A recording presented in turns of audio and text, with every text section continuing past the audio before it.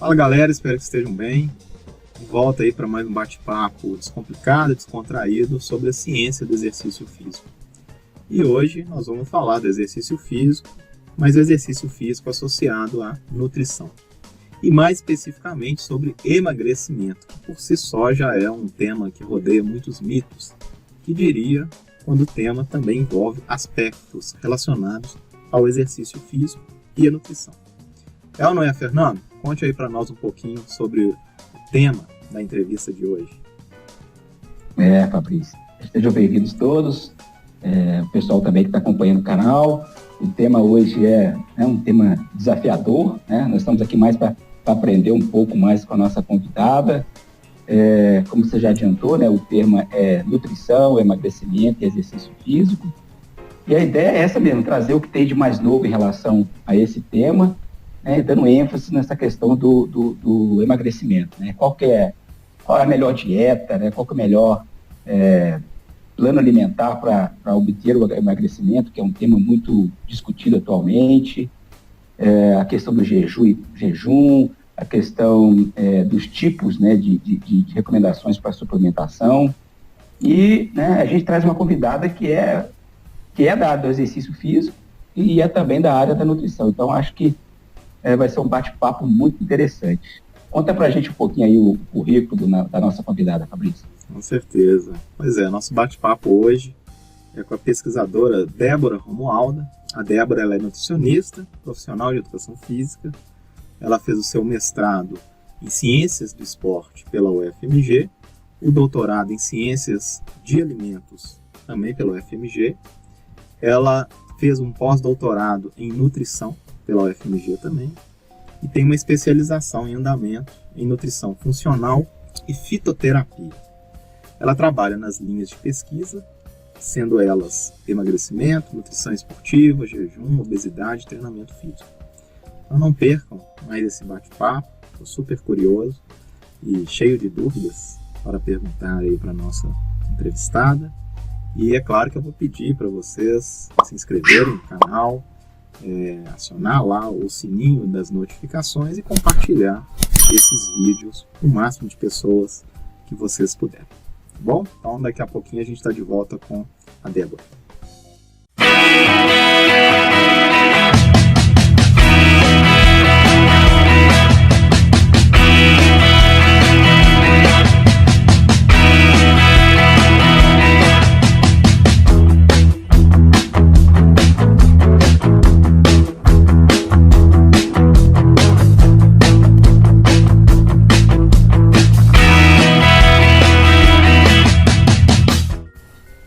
Bom, já estamos aqui com a pesquisadora Débora para mais um bate-papo aí super interessante, com informações atualizadas sobre um tema extremamente polêmico e atual, que é a relação do exercício físico com a nutrição. Débora, seja muito bem-vinda ao nosso canal. Bom, boa tarde a todos, né? Quero muito agradecer a oportunidade de estar aqui, né? Falando junto com pessoas tão renomadas na área, né? Para mim é muito bom, né? Eu fico lisonjeada. E, bom, até para poder contextualizar, né, porque eu estou aqui falando um pouquinho de nutrição e exercício físico, né, como os meninos já falaram, né, eu sou formada em educação física e nutrição, e eu quis estudar nutrição porque eu sou de uma família de obesos mortos, você acredita?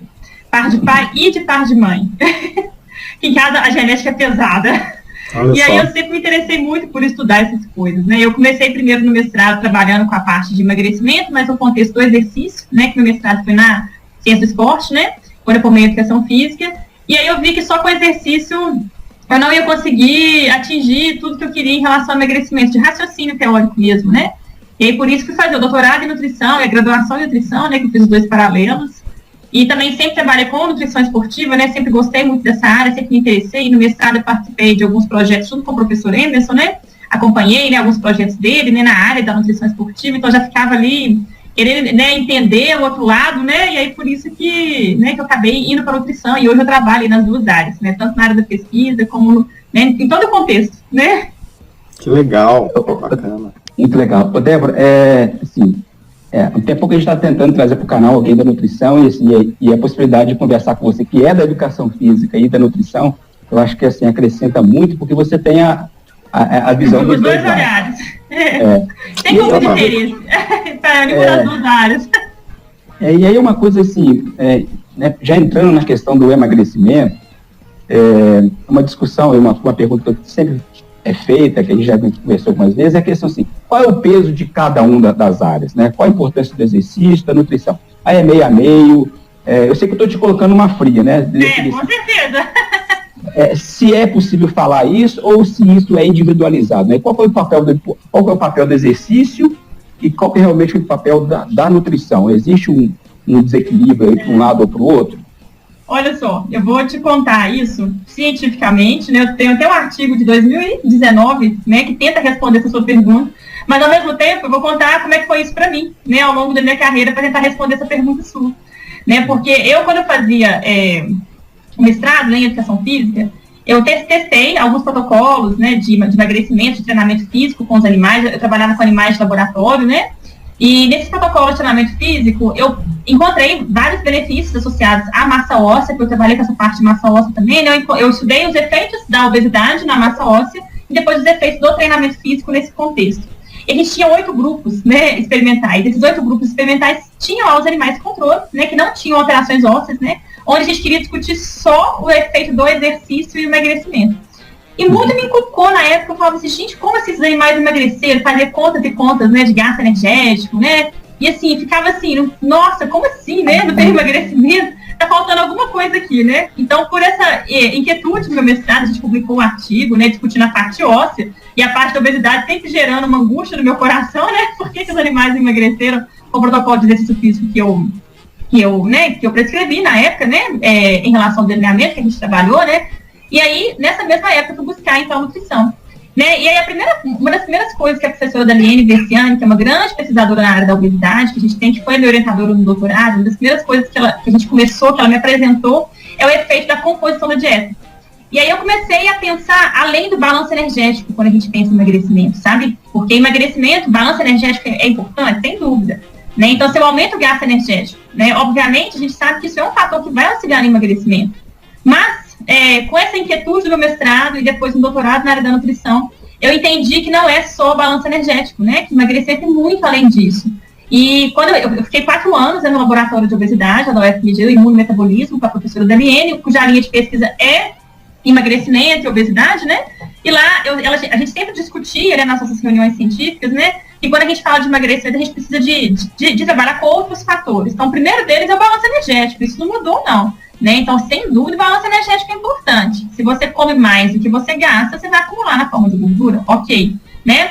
Mas, por exemplo, se a gente pega 2 pessoas que comem a mesma quantidade de calorias, entretanto, a composição do que elas comem é totalmente diferente. Pensa, por exemplo, 2 irmãos gêmeos, tá? 2 irmãos gêmeos, a gente igualar até o fator genético. Eu sei também que a gente sabe que tem alguns fatores genéticos que influenciam mesmo na obesidade. Claro que não é determinante, não é só isso, né? Genética não é destino, né? Mas a gente sabe que existem alguns fatores que podem favorecer algumas adaptações, né, que dificultam o emagrecimento. Mas pensa 2 gêmeos, mesma idade, né, os 2 vão ser do mesmo sexo, né, e os 2 comem 2.500 calorias. Só que o gêmeo A, ele come 2.500 calorias à base de carboidrato refinado, ele adora um doce, é viciado no açúcar, né, e também ele gosta de gordura saturada. Então, o tipo de gordura que ele ingere, né, essas 2.500 calorias, vem, por exemplo, da ultrassaturada. Então, é aquele cara que gosta de um bacon, né? Aquele cara que come muita carne, né? É aquele indivíduo que é viciado no doce, né? Que come muitos alimentos de alto índice glicêmico. E o gênio B também ingere 2.500 calorias. Só que ele gosta de abacate, né? Que a gente sabe que tem um perfil de gordura que é diferenciado. Ele gosta de castanha, também que tem um perfil de gordura que é diferenciado. Ele gosta de carboidratos complexos, né? Então ele dá muito valor para a batata doce, por exemplo, que a gente sabe que tem fibra. Né, ele gosta da mandioca, né, do inhame, que tem um índice glicêmico de 37, né, que é um índice glicêmico mais baixo, né, então assim, ele gosta mais dos alimentos, né, que tem um perfil de carboidrato diferente e um perfil de gordura diferente. E eles não vão ter a mesma composição calórica, composição corporal. Por mais que os 2 comam 2.500 calorias, a composição corporal deles não é a mesma. E aí, quando eu fui para o doutorado, eu fui entender isso. E, de fato, isso aconteceu, né, isso já tinha acontecido em um trabalho da professora Daliene, que foi publicado em animais, onde eles ingeriam a mesma quantidade calórica, entretanto, a quantidade de gordura corporal era totalmente diferente, a gente trabalhava com uma dieta onde a gente misturava leite condensado na ração, sabe? E açúcar. Eu sei qual que é. E aí a gente viu que a ingestão calórica dos animais ao longo de 12 semanas foi exatamente a mesma. Mas a composição corporal e os efeitos metabólicos eram completamente diferentes. E aí no meu doutorado, né, eu trabalhei com esse modelo também, e eu fiz essa dieta novamente, e eu encontrei esse mesmo resultado, sem diferença na ingestão de calorias, mas composição corporal totalmente diferente, respostas metabólicas completamente diferentes. Então, assim, trazendo para a prática, né, a ideia seria isso. Se por mais que eu pense né, nesses gêmeos, né, por mais que eles sejam, teoricamente, né, uma genética similar, né, peso, altura, tudo igual, né, eles vão ter composição corporal diferente. Então, por que eu estou falando isso? Porque quando você me pergunta assim, o que influencia mais, então? Emagrecimento ou exercício, que é a pergunta difícil de responder, qual que é o ponto, né? Sem dúvida, o balanço energético influencia. Aí esse artigo que eu trouxe aqui de 2019, ele encontrou o seguinte, ele investigou ao longo de um ano. Foram 12 meses, né, de investigação. E aí ele comparou aquele grupo que fazia só o exercício, o grupo que fazia só a dieta e o grupo que fazia a dieta e o exercício. E aí ele encontrou que o grupo que fazia só a dieta emagreceu aí em torno de 4%, tá? O grupo que fazia só... desculpa, gente, falei errado. O grupo que fazia só o exercício emagreceu em torno de 4%. O grupo que fazia só a dieta emagreceu em torno aí de 8%. E o grupo que fazia dieta e exercício emagreceu aí 14%, em média, tá? Então, assim, poxa, esse gráfico mostra para nós que o que influencia mais, então, seria a dieta e não o exercício. Né? Então, assim, se você fizer conta de balanço calórico, talvez você chegue a essa conclusão. É uma pergunta complexa. Entretanto, é importante pensar o seguinte, que nós temos, e aí eu trago um outro artigo também de 2019, que está até aqui, eu separei nas anotações aqui para colocar, que é um artigo muito interessante, onde ele discute o efeito sanfona. Porque eu, hoje, enquanto pesquisadora na área, né, estando no laboratório, né, que a gente discute muito isso, a gente não está mais discutindo emagrecimento sozinho, sem discutir esse efeito sanfona. Por que disso? Porque 80% das pessoas que emagrecem não conseguem manter. Né? E aí, por que o exercício físico se torna ainda mais relevante? Porque as pessoas, quando a gente fala de exercício, pensa no exercício físico, hoje eu gastei 500 calorias, então hoje foi bom. Hoje eu gastei 400, então hoje não foi bom. Né? Assim, a relação fica muito só no balanço energético. E aí, quando a gente começa a entender os benefícios do exercício, além do balanço energético, poxa, aí quando alguém me pergunta exercício ou nutrição, eu vou sempre responder os dois, e não é porque isso é como é que fala? Não é clichê, revista, não, né? Não é clichê, não, sabe? Porque realmente, por mais que um artigo igual esse de 2019 mostre que só a dieta influencia mais, poxa, mas e esse cara depois? A gente sabe, por exemplo, olha só, tem um outro artigo que eu separei aqui, ó. Esse artigo, para mim, é o artigo que mais está me incomodando atualmente. Quer ver? Cadê ele aqui? Deixa eu colocar ele aqui. Ó, ele encontrou o seguinte, olha que interessante, é um artigo de revisão, né, onde ele discute esses efeitos, ele encontra o seguinte, ó, uma frase do artigo. De uma maneira geral, para cada 1 quilo perdido, o nosso metabolismo reduz de 20 a 30 calorias. E a nossa fome, o nosso apetite, aumenta em torno de 100 calorias. Então, olha para você ver, quando a gente pensa em emagrecimento, olha como é que a gente tem que pensar em outros fatores, né? Por que manter é tão difícil? Porque o metabolismo vai reduzindo, a fome vai aumentando, né? Então a compulsão alimentar ela é muito comum, tanto é que esse estudo cita que um trabalho que encontrou aumento de concentração de grelina em indivíduos que são ex-obesos, né? Que é o hormônio da fome. Então, assim, parece que isso influencia também. Sim. Então, para responder essa pergunta complexa, né? Se é o exercício, se é a nutrição, a primeiro momento, quando você bate o olho num gráfico igual esse daqui, né, que fala que só a dieta emagrece mais, eu responderia para você, a dieta influencia mais, igual muita gente aí por aí responde. Entretanto, quando a gente pensa nos benefícios do exercício, muito além do balanço energético, a gente começa a entender que a gente vai precisar dos dois, inclusive pensando em manutenção. A gente precisa parar de pensar no emagrecimento para daqui um mês para o casamento, né? A gente tem que começar a pensar no emagrecimento para a vida. E aí, é o famoso projeto verão, né? Exatamente, o famoso projeto verão. E aí, quando a gente começa a pensar no emagrecimento para a vida, a gente vê o tanto que esse físico é importante, né? Então, assim, é claro, se a gente pensar só em balanço calórico, a dieta talvez vai ajudar mais mesmo, como esse artigo mostrou, né? Até mesmo porque talvez seja muito mais fácil, pensando no indivíduo obeso, eu, enquanto nutricionista, restringir 1.000 calorias na dieta dele do que fazer um indivíduo obeso, sedentário, gastar 1.000 calorias no exercício no primeiro dia na academia. Perfeito. Então, talvez essa relação não faz sentido, eu não discordo disso, não. Eu só acho que a gente precisa de começar a pensar na manutenção. E para a manutenção desse emagrecimento, o exercício físico, ele ajuda a controlar o apetite. Essa semana mesmo postei lá no meu Instagram um artigo sobre isso, né, muito legal, onde ele fazia, olha esse delineamento, que legal. Ele colocava as pessoas, obesas, né, de frente para um data show, onde ele passava imagens de brigadeiro, de doces, né, de alimentos palatáveis, sanduíche, né, Maldade, e media, né, através de um esqueci a técnica, gente, era ressonância magnética. Ele media por ressonância magnética a atividade de regiões importantes, né, para o prazer dos alimentos, né, por exemplo, a ínsula. E aí ele colocou esses indivíduos durante 8 semanas para fazer um treinamento físico, e depois repetiu o mesmo teste. Os indivíduos ficavam parados, né, lá no cinema, assistindo as imagens, e mediu novamente por ressonância magnética essa atividade, né? E eles viram que esses indivíduos agora eles tinham menor ativação de regiões associadas, né, com o prazer, né, do alimento, né, essas regiões associadas com o prazer no doce, né? Então, assim, eu não consigo pensar, muita gente olhando, igual eu falei anteriormente, muita gente olhando para esse gráfico vai falar assim, a nutrição influencia mais que o exercício. Porque, olha lá, a nutrição emagreceu mais. E quando a gente pensa em balanço calórico, igual eu falei, é mais fácil restringir 1.000 calorias do que fazer o indivíduo obeso gastar 1.000 calorias no exercício, né? Talvez, assim, pela primeira vez que ele está na academia.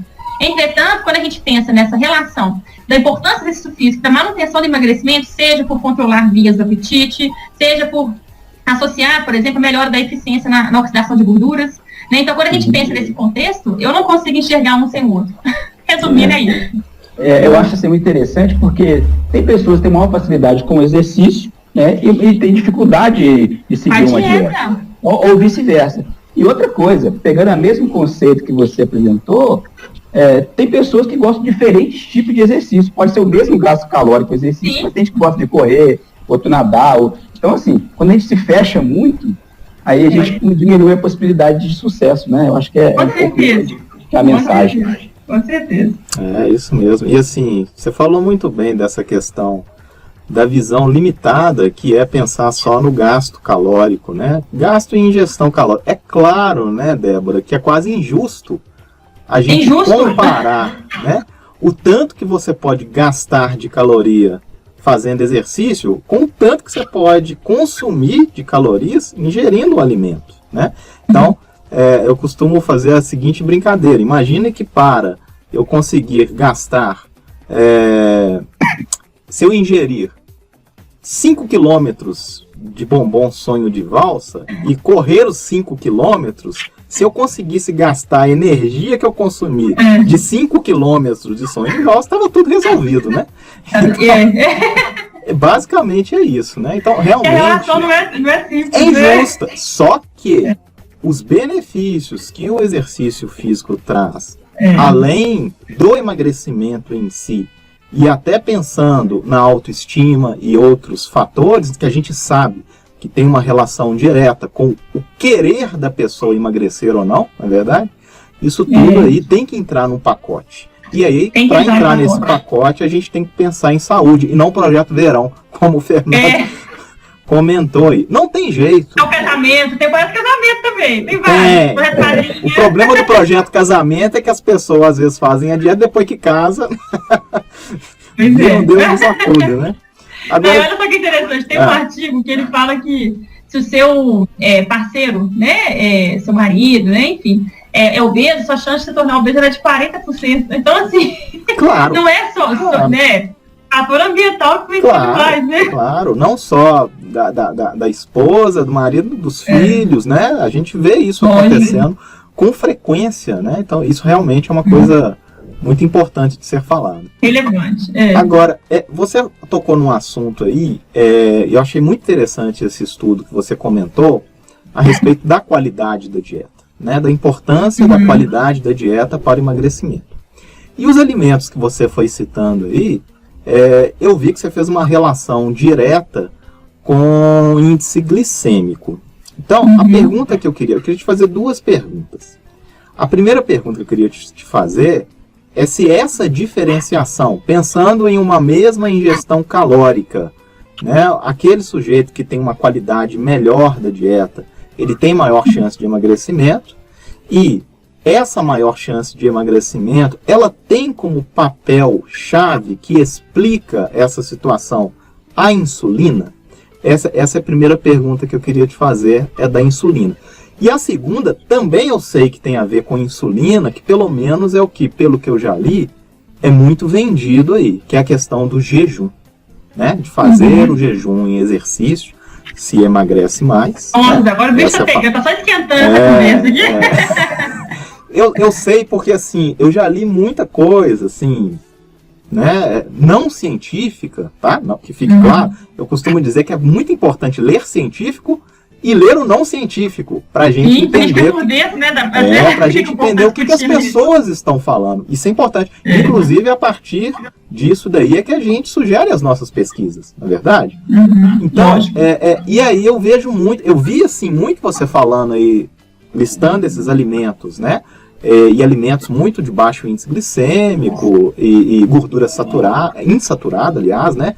Ricos em gordura insaturada, e quando saturada boa, né, que é o caso do abacate, né, me corrija aí se eu estiver falando besteira, e aí eu vejo também essas publicações com jejum, exercício, emagrece, mais publicações que eu digo assim, tá, falas, né, vou nem falar o nome publicação aqui, falas, e falam-se muito da insulina, né, tanto numa situação, pensando na qualidade do alimento, quanto o jejum. Como é que a participação aí tem a ver? O emagrecer mais com produzir menos insulina? Tem a ver porque é o seguinte, quando o alimento tem um índice glicêmico maior, né, a gente vai ter esse pico de insulina. Bom, o que isso tem a ver, né? Primeiro que a insulina é um dos maiores hormônios adipogênicos, lipogênicos que a gente tem, né? E segundo, que é um outro fator que é muito relevante, que é uma coisa que a gente discute muito na nutrigenômica, né? A nutrigenômica é como os nutrientes modulam os nossos genes. Né? Então, assim, é pensar mesmo além do balanço calórico. Né? Então, se eu pensar, sei lá, 100 calorias, né, do biscoito recheado e 100 calorias do abacate, isso é a mesma coisa no nosso organismo? Não. Por que não é? Então, quando eu penso, sei lá, no biscoito recheado, cheio de açúcar, né, então aquele alimento vai ter um pico de insulina, né, e além da insulina ser um dos principais hormônios lipogênicos que a gente tem, né, então, por vias bioquímicas, ela vai ativar, né, enzimas que são associadas com a formação de gordura. Um outro fator que é importante, a gente tem 2 fatores de transcrição. Um chama CHRBP e o outro chama SRBP. O que esses nomes significam, né? Eu não vou falar siglas aqui, né, porque isso é muito longo, mas o que eu quero dizer é que esses fatores de transcrição, por si só, ativam também as enzimas lipogênicas. Né? Então, a resposta molecular e bioquímica ela é diferente. Né? E a insulina participa desse processo, porque ela ativa esses fatores. Né? Então, assim, a insulina é um dos principais hormônios lipogênicos que a gente tem. Então, pensar num alimento falar com chocolate, 100 calorias de chocolate é igual a 100 calorias de um abacate, não é. Né? O abacate ele tem muita gordura monoinsaturada, que é um tipo de gordura, que é o MUFA, né, que inibe esses fatores de transcrição. A gente tem trabalho mostrando que a gordura monoinsaturada inibe esses fatores de transcrição que são lipogênicos. Né? Tanto é que quando a gente discute, o que aumenta mais colesterol, o que aumenta mais triglicéridos, né? É o ovo, né, que, por exemplo, né, que tem bastante colesterol, né, ou então, por exemplo, sei lá, uma pessoa que tem o hábito de comer aquele tanto de doce todos os dias, suco de caixinha todos os dias. Isso é uma discussão muito, muito longa, né, a gente ficaria aqui horas falando sobre o ovo, né, mas um dos pontos, né, é que o ovo, pelo perfil de gordura, de nutrientes que ele tem muito mais um papel em inibir a produção endógena de colesterol, né, do que ele estimular. O suco de caixinha, não. Ele estimula a síntese endógena de colesterol, estimula a síntese endógena de triglicerídeos, de gordura. Né? Então, assim, quando a gente discute o que é pior, o ovo ou o suco de caixinha, sabe? O suco de caixinha, na minha opinião, humilde aqui, agora tô falando a minha opinião, tá? Pessoal mesmo. Pra mim é pior. Né? Porque, inclusive, por exemplo, quando a gente fala de colesterol, 75% tem um artigo que mostra isso. 75% do colesterol plasmático é influenciado pela produção endógena, pelos fatores que modulam a produção endógena. E só 25% é influenciado pela alimentação. Então, eu não estou aqui falando que o ovo não aumenta o colesterol, porque isso é uma outra discussão, né? Porque o ovo, de fato, ele tem muito colesterol, né? Então, se a pessoa comer 20 ovos por dia, a gente vai entrar numa outra discussão, porque tem gente que come, né? Agora há pouco mesmo, eu não vou falar o nome, mas assim, eu vi uma pessoa muito famosa, né, que está nas redes sociais, né, artista, que falou que comeu 8.700 e cacetada ovos na pandemia. Em 6 meses ela comeu uma... Eu fui fazer a conta e falei, gente, mas é ovo demais. Então, assim, não estou falando que o ovo não aumenta colesterol, né? Porque a gente sabe que isso é polêmico na nutrição. Né? A gente realmente tem uma linha de estudos aí hoje que defendem o ovo, mas também existem alguns artigos que têm algumas ponderações, e isso é relevante. Claro. Né? Então, é sempre o equilíbrio aí, né? Claro. Entender os dois lados da moeda talvez seja o mais importante, né? Para que a gente tenha uma prescrição segura, né? Claro. Mas, independente disso, né? O que eu quero dizer é que o suco de caixinha estimula o nosso corpo a produzir colesterol, estimula o nosso corpo a produzir triglicéridos. E aí, vamos pensar, a gordura, ela vai ser acumulada, teoricamente, né? No tecido adiposo. né? Então, assim, quando a gente pensa no que esses alimentos fazem, né, de alto índice glicêmico, estimulam a insulina, estimulam esses fatores de transcrição, que são lipogênicos, que são associados com aumento de colesterol, né? Quando a gente pensa o SRBP1, né, que é um fator de transcrição específico, ele está associado com aumento de colesterol, né? Então, quando a gente pensa nessa relação, a gente começa a entender que não é a mesma coisa, né, ingerir abacate e ingerir um suco de caixinha ou um chocolate, sabe? Inclusive, tem eu sou suspeita para falar porque eu adoro abacate, né? Eu não gostava quando eu comecei a fazer nutrição. Mas aí eu comecei a estudar, falei, gente, esse negócio deve ser muito bom mesmo, que para fazer esse tanto de coisa que eu comecei a gostar de abacate, assim.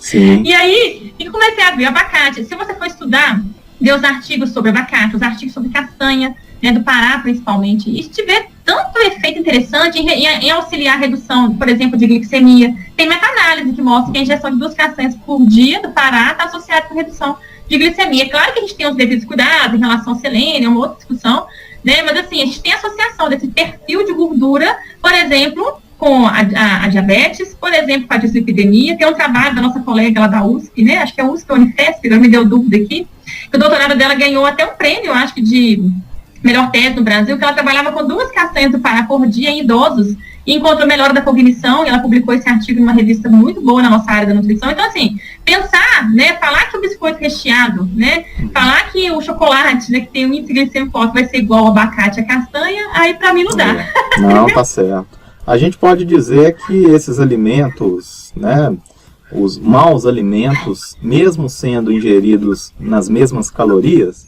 eu acho que por tudo que você falou, a gente pode dizer que eles acabam criando um ambiente que favorece muito, né, a inflamação, né? E, consequentemente, também a obesidade, né? A se obesidade, a gente for pensar, claro. Né? O ambiente fica ali propício, né, para o vício, né? O vício. Sim, quantos alimentos aí a gente sabe que estão associados com essas vias, né? Sim. Hedônicas, né? Então, assim, é pensar nesse contexto todo, né? É verdade. E o jejum? E aí? O jejum primeiro ou o Fernando? O que nós vamos responder primeiro? Não, eu ia falar tudo sobre o jejum também, porque quando a gente fala de jejum, né, parece que é uma coisa só. Só que a gente vai ler um pouquinho mais, a gente vê que existem vários, né? Várias formas, né? Você pode fazer por dia, ou por hora, e recentemente vamos dizer que está na moda, é o intermitente, né? Que tá todo... Agora veio a modinha falar, não sei se eu estou falando... Não, tá falando super certo. E quem pega, né? Assim, Quem pega... E a associação disso com o exercício. Né? Até que ponto a gente, né, pode... Acho que o Fabrício tem pesquisa aí com restrição calórica também, com animais, acho que pode entrar nessa conversa. Até que ponto o jejum ele realmente tem esse poder de nos auxiliar no emagrecimento? Achei importante falar isso para isso. É uma excelente pergunta, né? Eu trabalhei no meu doutorado, um dos artigos que a gente publicou, na verdade eu entrei no doutorado para estudar treinamento físico e exercício físico e resposta inflamatória. Só que aí no meio do caminho veio o jejum, que foi até engraçado, porque ele ia ser uma parte de um dos artigos que a gente publicou, como meta para poder compreender uma resposta lá de aumento de lipólise. E aí foi ficando tão interessante o tal do jejum, que eu acabei fazendo parte paralelo do jejum e nós publicamos os 2 artigos, né? Foi bem interessante, assim. E aí, eu trabalhei um pouco com essa parte das respostas fisiológicas do jejum, e eu acabei estudando muito sobre o jejum intermitente depois, porque eu acabei dando palestras nessa área, né? Então, vamos atualizar sobre o jejum aqui que eu tenho para falar. O primeiro ponto é dividir em 2 vertentes. Primeiro, a gente vai falar do jejum sem exercício, e depois falar do jejum e exercício, tá? Vamos primeiro pensar no jejum intermitente. Realmente, nós temos vários protocolos de jejum intermitente, né? E isso talvez seja um dos principais responsáveis pela confusão da literatura que a gente tem, porque tem pessoas que fazem, né, tem artigos, né, que fazem, por exemplo, uma restrição, e a pessoa ingere 500 calorias por dia e chama aquilo de jejum. Aí tem artigo, por exemplo, que a pessoa fica 36 horas sem comer e chama aquilo de jejum.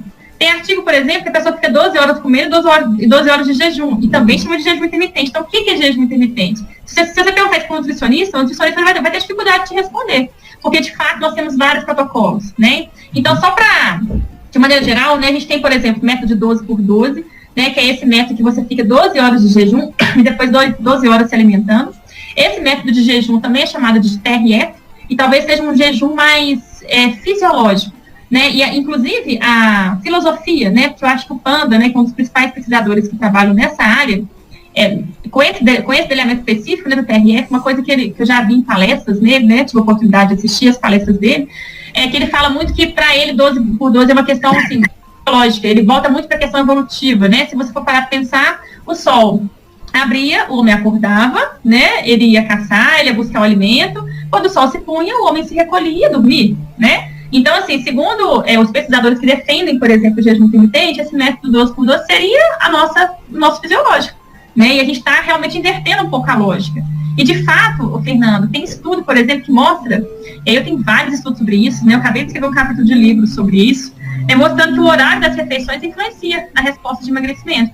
Tem um artigo, por exemplo, que eu adoro citar esse artigo, que eles faziam a mesma restrição calórica, né? Eram indivíduos obesos, homens e mulheres, era a mesma restrição calórica nos dois grupos, só que um grupo concentrava mais as calorias à noite e o outro grupo concentrava mais as calorias no café da manhã. E a resposta de emagrecimento foi completamente diferente. A resposta na parte da dislipidemia, no controle da diabetes, foi completamente diferente. Né? As pessoas que comiam mais à noite, elas tinham, por exemplo, aumento de grelina, né, que é o hormônio da fome. Né? Elas tinham menor emagrecimento de fato. Então, assim, o horário das refeições realmente parece ser um fator. Sabe, quando a gente discute emagrecimento lá no nosso grupo, a gente já parou com aquela ideia de discutir só balanço energético. A gente discute composição de dieta, que é um fator que a gente falou aqui, né, mas também a gente discute horário. Porque parece que o horário é um fator que também, quando a gente pensa na nossa fisiologia, é um fator que influencia. Então, um dos delineamentos do jejum intermitente volta muito para essa discussão filosófica e evolutiva, né, em relação ao horário. Ô, Débora, você está falando aí só te interrompendo, que você foi falando aí, e aí eu lembrei de um livro, eu não sei se você já leu um livro que chama Apague a Luz. Você já leu esse livro? Esse livro é muito legal, vale a pena. Sobre? Ele, na verdade, ele é um livro, ele é muito legal. Ele fala muito da questão da obesidade, e a leitura ela é muito legal, porque esse pesquisador, foi um pesquisador, não me lembro o nome agora dele, mas ele faz uma abordagem antropológica sobre o emagrecimento.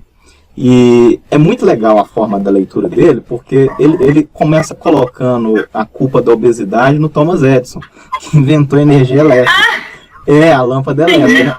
E aí, por isso que o livro chama Apague a Luz.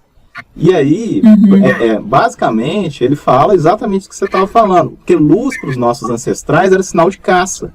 Então hoje, quando a gente chega trabalhando à noite, principalmente depois da Revolução Industrial, né, o homem começou a trabalhar mais à noite, tal, e a luz, né, essa exposição da luz aí, ela acaba sendo um potente estímulo da fome, muito por causa dessa carga, né, que a gente trouxe dos nossos ancestrais. Tem uma meta-análise que ela discute, inclusive, que trabalhadores noturnos, sabe, eles têm mais chance de obesidade, doença metabólica, né? Sim. Exatamente tem tudo a ver com isso, né, que você comentou aí. Então, realmente existe essa... E eu gosto dessas discussões do Panda, sabe? Ele leva muito para essa área que você falou, Fabrício, em relação à questão do horário, da luz, né? E ele discute muito a questão da crononutrição, né? Então, ele eu gosto muito da filosofia dele de trabalho. Acho bem interessante as discussões, né? São discussões sempre muito ricas. Então, assim, quando a gente fala de jejum intermitente, tem o método 16/8, 16 horas de jejum, 8 horas comendo. Tem métodos, por exemplo, onde a pessoa fica 24 horas sem comer mesmo, come um dia sim, um dia não, um dia sim, um dia não. Tem o método, por exemplo, 5/2, que a pessoa 2 vezes a semana não come nada, os outros dias ela come. Então, assim, são diferentes métodos, talvez por isso a gente tenha uma confusão da literatura em relação ao tema. Tem, por exemplo, alguns protocolos que eles chamam de jejum intermitente modificado, que é quando a pessoa, por exemplo, ingere 500 calorias por dia, ou 600, dependendo se for homem ou se for mulher, ela ingere só isso. Então, assim, ela não fica 24 horas de jejum absoluto, ela ingere pelo menos o almoço, para tentar melhorar a adesão, né, que é um dos grandes problemas do jejum intermitente, a adesão. Né? Então, assim, nós temos vários protocolos. Então, para responder sobre o jejum intermitente, se ele funciona ou não funciona, né, que é a pergunta do Fernando, o primeiro ponto é entender que até os nutricionistas têm confusão na hora de responder o que é jejum intermitente, né, porque a literatura é confusa, são vários protocolos, enfim. É um primeiro ponto importante. Um segundo ponto, os estudos hoje, na maior parte deles, as meta-análises, inclusive, vão para as meta-análises, né? Elas não mostram diferença no emagrecimento quando compara o jejum intermitente ou a restrição calórica diária, né, contínua. Então, por exemplo, aquele exemplo que a gente estava discutindo, que tirar 500 calorias da dieta do paciente, retirar 1.000 calorias da dieta do paciente versus o jejum intermitente. Qual dos dois emagrece mais? As meta-análises não têm mostrado diferença dos dois protocolos. Tem um artigo de 2016, que eu gosto muito dele, que ele discute, ele vai um pouquinho além da discussão. Não só não vê diferença, como ele mostra a carência de estudos longitudinais, que é aquela ideia que a gente começou a nossa apresentação aqui falando, né? Que as pessoas estão pensando muito em fazer um delineamento do estudo, né? Claro que eu sei que é difícil fazer um delineamento com humanos, né? De mais de um ano, né? Mas quando a gente pensa em emagrecimento efetivo, né? É o emagrecimento que dura, né? A gente acabou de discutir um artigo aqui, que durante 5 anos, que investigou durante 5 anos, enquanto 80% das pessoas que emagreceram no primeiro ano não conseguiram manter. Né? Então, teria que ter um artigo, né, que investigasse por um período maior. Né? E essa meta-análise de 2016, ela reforça isso. Ela só encontrou 6 estudos, 6 delineamentos, 6 artigos experimentais, né, que faziam essa investigação por um período maior que 6 meses. Então, assim, como é que a gente responde de emagrecimento menos do que 6 meses? É difícil falar disso. Né? Então, é um ponto que eu acho importante. Sim. Quando a gente fala de jejum intermitente, né, para responder se funciona ou não funciona, é porque é complexo mesmo, né? E eu falo muito, né? Então, junto as duas coisas, fica ótimo. E aí, o que acontece? Quando a gente fala de jejum intermitente, emagrece mais ou menos, primeiro, as meta-análises não mostram prioridade, né? É um primeiro ponto importante. Segundo ponto importante, nós temos a teoria do set point, que a gente vai voltar lá atrás. E esse estudo, lá na década de 60, quando pela primeira vez, né, começaram a falar da teoria adipostática, e mais tarde eles chamaram de teoria do set point, né, é aquela teoria que fala, por exemplo, né, que o nosso cérebro registra esse maior valor de peso que a gente já teve. Essa teoria foi evoluindo muito, e até hoje a gente sabe, tem um artigo da Journal of Physiology bem recente, né, bem recente não, de 2017, se não me engano, que ele moderniza essa teoria, mas a gente vê que o raciocínio ele ainda serve até hoje, né, desde os pesquisadores de 60 anos atrás, né? Onde realmente parece que nós temos uma fisiologia que direciona para o maior valor de peso que a gente já teve. Não é porque o nosso cérebro quer ver a gente obeso, não é isso, né? Mas é porque realmente a gordura significava sobrevivência, pensa evolutivamente, né? Então, assim, quem tinha reserva de gordura é sobrevivência. Isso tanto é verdade que eu vou ilustrar essa teoria com um exemplo que vocês vão ficar chocados. Onde eles fizeram o seguinte. Primeiro, eles queriam testar, isso foi na década de 70, eles queriam testar, em 1973, um artigo publicado, eu provo, tá? Depois, se precisar. Eles encontraram o seguinte, eles queriam testar, né, qual era o tempo máximo que o indivíduo ficaria 100% sem comer. 100% sem comer, só com água. Aí esse indivíduo era obeso mórbido, ele pesava acho que era 207 quilos, se não me engano, ele se internou no hospital, ele falou, quero participar desse estudo, né, então ele participou do estudo, ele ficou internado no hospital por 382 dias. Sem comer nada. Nada. No estudo, nos métodos, né, eles descrevem que em alguns momentos foi necessário, por exemplo, a administração de alguns micronutrientes. Então, alguns minerais, sódio, potássio, né, por questões fisiológicas, para o cara não morrer, né? Mas não houve administração de carboidrato, proteína, gordura, nenhum macronutriente, não tinha caloria nesses 382 dias. Tá? E a água ele tomava à vontade. Oi? A água ele tomava à vontade. A água ele tomava à vontade. E quando você compara com o recorde mundial de um indivíduo magro, qual é o tempo máximo que um indivíduo magro registrado no livro dos Guinness conseguiu ficar totalmente sem se alimentar? Tem um relato, né, que é o maior jejum da literatura em magros, que é de 73 dias, no indivíduo magro. Ele fez greve de fome na Irlanda, por razões políticas, e esse é o maior jejum em magros relatados na história. E o do obeso são 382 dias. É mais que o dobro. Né? Então, eu estou aqui mostrando isso para ilustrar essa teoria do set point, trazer isso para a gente, que realmente, né, ter gordura significa uma situação de escassez de alimento. Quem tem gordura sobrevive, né? Quem não tem, né? Não tem, né? Enfim, então, para responder isso do jejum intermitente, é importante a gente voltar para essa teoria, para a gente entender que, de fato, ter mais gordura, né, é uma questão de sobrevivência. E que não é que o efeito sanfona, não é porque o nosso organismo é sacana, né? É porque é sobrevivência. Ter gordura é relevante. Sim. E aí, quando a gente discute o jejum intermitente, eu gosto de dividir, eu estou contando essa história para falar disso aqui que eu vou falar agora. E quando eu discuto o jejum intermitente, eu gosto de dividir em 2 aspectos principais. Esse capítulo do livro que eu escrevi recentemente, eu fiz isso, porque eu sempre faço isso nas palestras, eu acho que é importante o profissional pensar dessa forma. Tem 2 vertentes na literatura científica. Uma que é a favor do jejum intermitente e uma que é contra. Ah, eu já vi um artigo publicado na Cell, e tem mesmo, tá? Publicado na Cell, de um autor que é super a favor do jejum intermitente. Que legal, ele tá nesse grupo aqui, né? Ah, tem um artigo publicado na The Lancet, né? De um autor que é totalmente contra. Tem mesmo. Aí, o que eu vejo na prática, Fabrício? As pessoas, elas se agarram naquele ponto de vista que ela quer acreditar. Então, assim, ela quer ser a favor do jejum intermitente, então ela pega o artigo do jejum intermitente do autor que encontrou que foi mais interessante, coloca aquilo no Instagram e aí ela vira, sei lá, nutricionista do jejum. Perfeito. Sabe? Assim como o contrário também é verdade. Tem pesquisadores e profissionais, né, que acham o contrário, que eles querem ser contra, então eles pegam seu artigo contra e ignoram os positivos. Então, assim, meu ponto aqui para vocês é, vamos entender os 2 lados? E aí, entendendo os 2 lados, a gente vai conseguir ser crítico em relação ao protocolo, né? Primeiro ponto. Então, assim, quais são os argumentos defendidos pelos autores que são contra? Primeiro, tem um autor que fala uma coisa que é super importante, que é o aumento da fome. Ele fez um delineamento por 1 ano. 6 meses de jejum intermitente versus 6 meses de restrição calórica. E ele viu que nos próximos 6 meses, depois, aí acabou o delineamento do jejum ou da restrição, e ele acompanhou esse indivíduo por mais 6 meses. E ele viu que nesses próximos 6 meses, aqueles indivíduos que fizeram jejum permaneceram com as escalas de fome e com a concentração do hormônio grelina, que é o hormônio da fome, elevadas. Né? Então, assim, parece que o jejum intermitente foi mais associado à fome. Então, assim, se a gente estava aqui agora há pouco discutindo um efeito sanfona, né, que durante 5 anos é difícil, da gente, né, em 5 anos, só 80% das pessoas que emagreceram não conseguiram manter, talvez se eu fizer um estudo de jejum intermitente por 5 anos, o que eu vou encontrar? Ponto de interrogação. Não tem ninguém que fez isso ainda. Então, assim, é um ponto relevante. Os autores que são contra, eles tocam muito nessa tecla. Será que isso não gera maior efeito sanfona? Eu também não sei. Pesquisadora da área, gosto de estudar o assunto, leio, estudo, escrevo do assunto, também não sei. Precisamos de fazer delineamento para ver. Então, o primeiro ponto importante. Segundo ponto importante. Em pessoas que são magras, eu não sei se vocês já viram isso, mas tem pessoas que são magras e querem fazer jejum, por filosofia. Em pessoas que já são magras, tem trabalho que encontrou jejum intermitente causando esteatose hepática e também infertilidade. Né? Foram todos estudos em animais, tá? Mas por quê? Porque a pessoa já tem uma reserva de gordura que é o quê? A homeostase, que é o normal, certo? E aí ela começa a restringir demais. Esse artigo, por exemplo, ele encontrou que o jejum intermitente, foram 24 ciclos de jejum intermitente, então um dia o animal comia, no outro dia ele não comia, e ele encontrou um aumento de cortisol no final do delineamento, nos animais que fizeram o protocolo de jejum, e esse aumento de cortisol inibiu LH, FSH, testosterona, estrógeno. Inclusive, o perfil dos espermatozoides nos machos foi diferente, né? Foi pior, né? Então, assim, eles associam com a infertilidade, um trabalho publicado na PLOS ONE. Então, tem trabalho mostrando essa relação. Tem trabalho mostrando, por exemplo, isso tanto em fêmeas como em machos, tá? E esse trabalho da esteatose, porque se você aumenta demais a lipólise, mas não dá tempo de oxidar, esse ácido graxo fica ali aumentado e vai para onde? Né? Então, esse trabalho, por exemplo, associou com a esteatose hepática. É claro que eram indivíduos magros, é importante falar isso, porque se você pega um indivíduo que já está alterado, que é um indivíduo obeso, né? Então, assim, ele precisa, né, de oxidar aquela gordura.